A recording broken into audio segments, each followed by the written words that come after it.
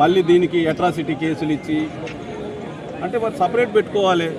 Tribals అందరికి వేరే, ఎస్సీలకు అందరికి వేరే, కులాల వారికి పెట్టుకుంటే అయిపోయాయి బూతులు.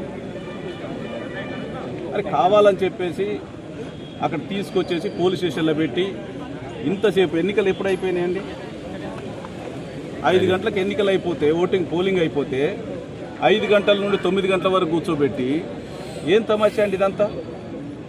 అధికారులు కూడా చెప్తా ఉన్నాం ఫైనల్గా, ఇప్పుడు ఇలాంటి ఎన్నికలు వస్తూ ఉంటాయి, పోతూ ఉంటాయి, గెలుస్తూ ఉంటాం, ఓడుతూ ఉంటాం. కానీ అధికారులు మరి రేపొద్దున మళ్ళీ ఇంకొక 2 సంవత్సరాల తర్వాత వచ్చేది ప్రభుత్వం మాదే.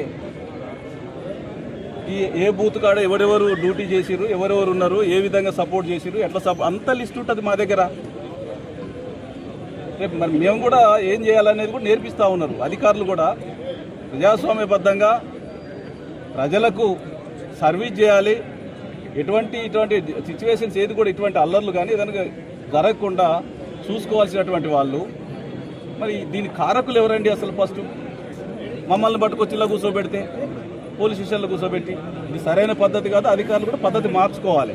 మరి ఎన్నికల కమిషన్ ఏం ట్రైనింగ్ ఇస్తూ ఉందో, ఏం చేస్తూ ఉన్నారో, మరి వీళ్ళు ఎట్లా చేస్తూ ఉన్నారో, మరి దీని మీద పూర్తి ఎంక్వైరీ చేసి ఎన్నికల కమిషన్ చర్య తీసుకోవాలని చెప్పి డిమాండ్ చేస్తా ఉన్నా. రేపు పొద్దున మేము కూడా కంప్లైంట్ చేస్తాం, ఎన్నికల కమిషన్ కూడా కంప్లైంట్ చేద్దాం.